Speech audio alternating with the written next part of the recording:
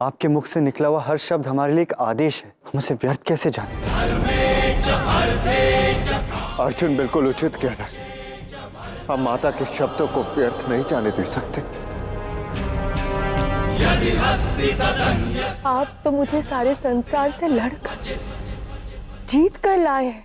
मैं आपकी अर्धांगिनी हूँ। आप मौन क्यों है?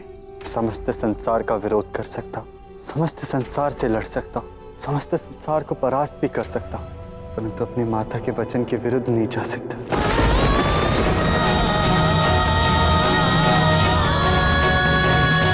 अभी कुछ ही क्षण पहले आप लोगों ने मुझे सम्मान पूर्वक सर पे बिठाया था और आप अचानक मेरे मान सम्मान को धराशायी कर रहे हैं। पुत्री, ये मेरी भूल है, क्षमा कर दो मुझे। यदि भूल है माता तो ये साकार नहीं होगी।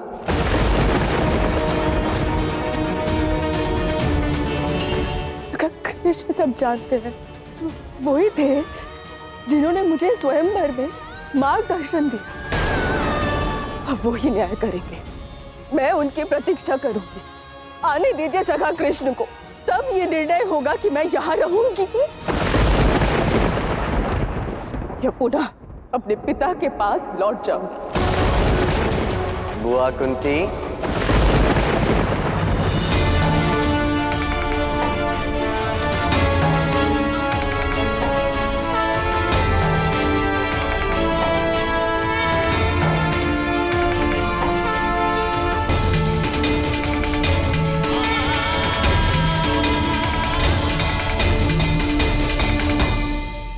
प्रणाम बुआ कुंती। आओ कृष्ण, बहुत वर्षों पश्चात देखा तुम्हें। ये क्या कह रही हैं बुआ कुंती? अभी कुछ दिन पूर्व तो आपसे मिला था। हाँ, मैं तब माधव के वेश में था, किंतु आपके हाथ के भोजन को ग्रहण करने का सौभाग्य मुझे मिला। आपसे कुछ बातें भी हुई थी, स्मरण कीजिए। अब जब भी बंटवारा करें, सोच समझ कर ज्ञान पूर्वक रूप से। कभी कुछ ऐसा मत बांट देना माता जिसके कारण ये समस्त भारतवर्ष एक महाचक्रवात में फंस जाए।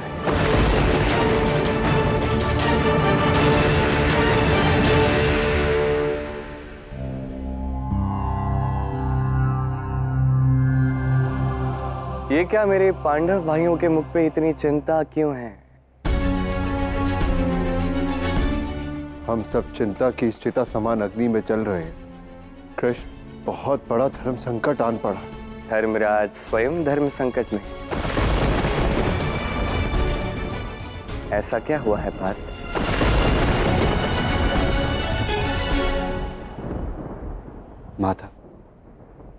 माता कुंती ने सदैव के भांति अनजाने में बिना देखे हमें आदेश दे दिया कि लाया हुआ दान पांचों भाइयों में समान रूप से बांट लो। किंतु इस बार वो दान द्रौपदी थी।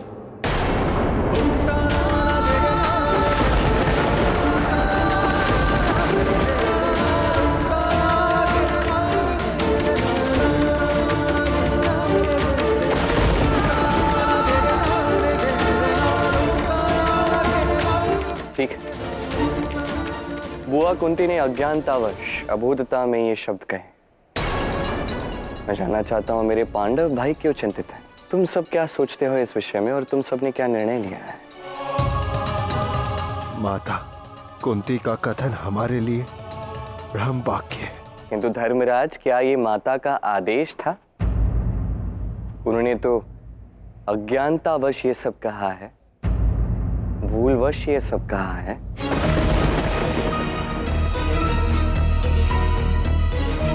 तनिक माता के दृष्टिकोण से सोचकर देखो, उन्हें समझकर देखो। वो माता है किसी एक की नहीं, 5 पांडवों की। हर एक के प्रति, हर एक के विषय में वो समान सोच रखती हैं। किसी एक को यदि अधिक महत्व दिया जाए तो किसी अन्य के मन में द्वेष की भावना उत्पन्न हो सकती है। इस बात का भय है उन्हें।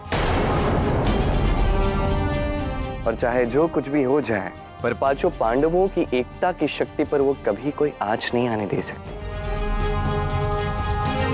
क्योंकि उन्हें ज्ञात है शक्ति का प्रतिबिंब 5 उंगलियां नहीं, कि 5 उंगलियां जब एक होकर मुट्ठी बनती है, ये है शक्ति का प्रतिबिंब।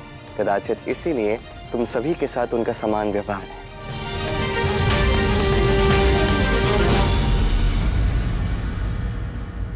संभवतः भूलवश कह दिया होगा। क्यों बुआ कुंती?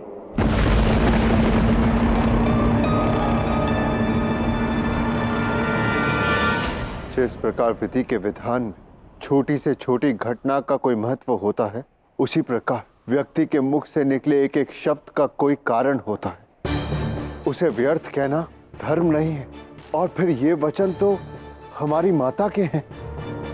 भला हम इन्हें व्यर्थ या भ्रम मानकर कैसे भ्रष्टा कर दे कृष्ण? अब ये भ्रम वाक्य है या केवल एक भ्रम है, इसका निर्णय हम नहीं ले सकते। ये वचन साकार होगा भी या नहीं, इसका निर्णय भी हम नहीं ले सकते। ये संबंध द्रौपदी के जीवन का है, निर्णय वही लेगी।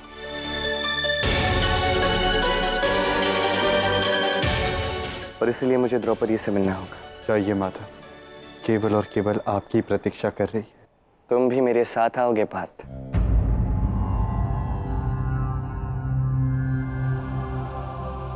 किंतु केवल अर्जुन ही अकेला क्यों कृष्ण?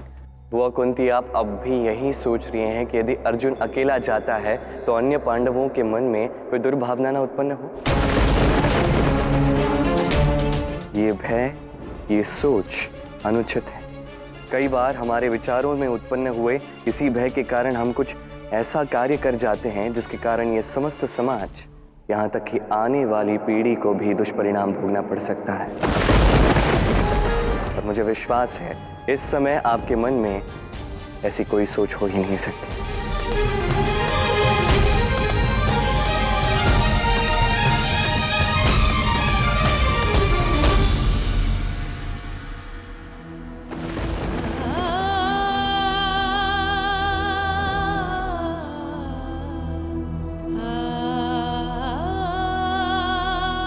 द्रौपदी, देखो तुमसे मिलने कौन आया है। मैंने कहा ना मुझे किसी से मिलना है, ना कुछ खाना है। आप कृपया लौट जाइए। एक बार देख तो लो। भगवान के लिए चले जाइए। कहीं मेरे मुख से कोई कटु वाक्य या श्राप ना निकल जाए। श्राप मत देना, अन्यथा श्राप लग सकता है।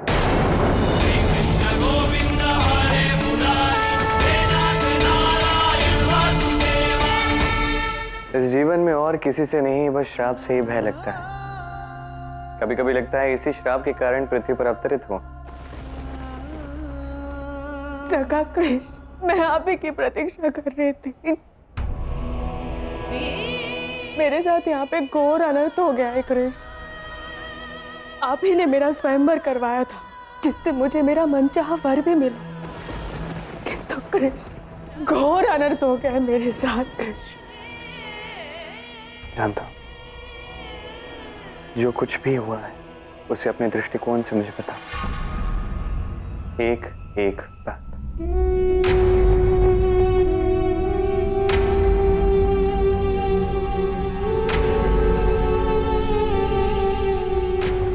रुको अर्जुन,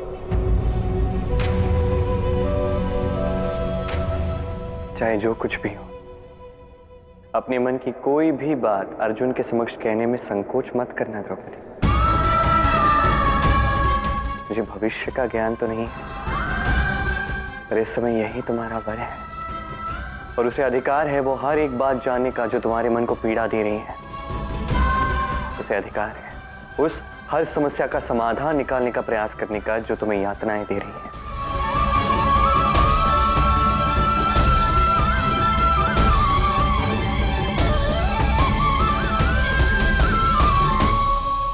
अर्जुन, मैं भी चाहता हूं कि जहां कुछ महत्वपूर्ण हो तुम मेरे साथ ही रहो। भविष्य में कोई ऐसी स्थिति आ सकती है, कोई ऐसी परीक्षा तुम्हारे समक्ष आ सकती है जिसके लिए यही सारा ज्ञान तुम्हारी सहायता करेगा। ये सारा ज्ञान तुम्हारा तब मार्गदर्शन करेगा अर्जुन।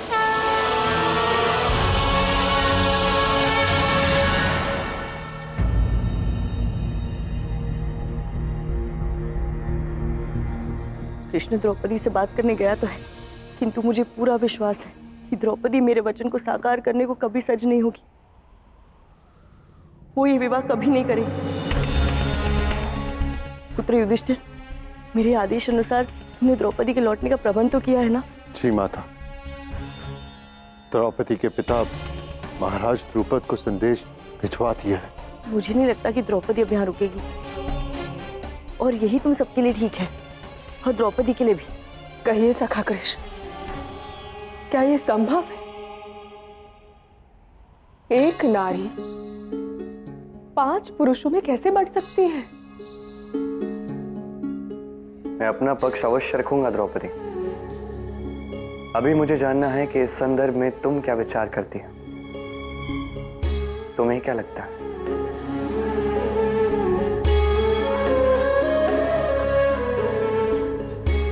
मुझे कुछ समझ में नहीं आ रहा है सखा कृष्ण। मैं तो आप ही के मार्गदर्शन की प्रतीक्षा में थी। मैं केवल निर्णय लेने में तुम्हारी सहायता कर सकता हूं। मैं केवल एक सहायक बन सकता हूं। अंतिम निर्णय तुम्हें ही लेना है द्रौपदी।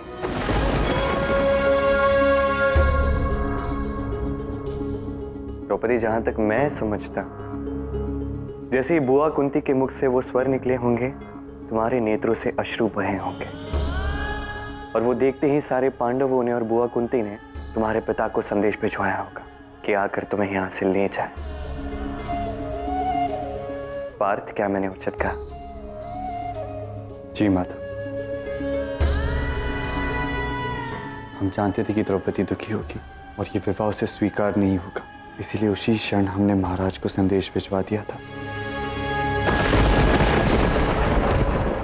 ये है पांडवों के चरित्र का परिचय द्रौपदी। वो तुम्हें दुखी देख ही नहीं सकते द्रौपदी। केवल तुम्हारे सुख के लिए तुम्हारे यहां से जाने का प्रबंध उन्होंने कर दिया। मैं जानता हूं द्रौपदी, अनजाने में तुम्हारे साथ अनर्थ हुआ। तुम्हारा स्वयंवर जीतकर मैं तुम्हें यहां लाया था, परंतु यहां आकर माता के शब्दों के समक्ष मैं विवश हो गया, जिसके कारण तुम्हारे हृदय को आघात हुआ है।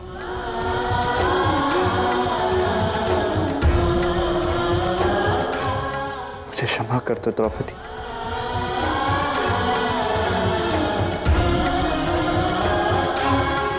इस बात को समझना द्रौपदी कि अर्जुन इस संसार का सर्वश्रेष्ठ धनुर्धर है, इस संसार का सबसे महान योद्धा है, फिर भी इस प्रकार क्षमा मांग रहा है। उसके मन की सरलता देखो, उसके मन की समता देखो। अब यही सरलता, यही समता अपने मन में जागृत करो और सोचो तुम्हें क्या चाहिए, समझो तुम्हें क्या करना है। मैं केवल सहायक हूं द्रौपदी, निर्णय तुम्हें स्वयं लेना होगा।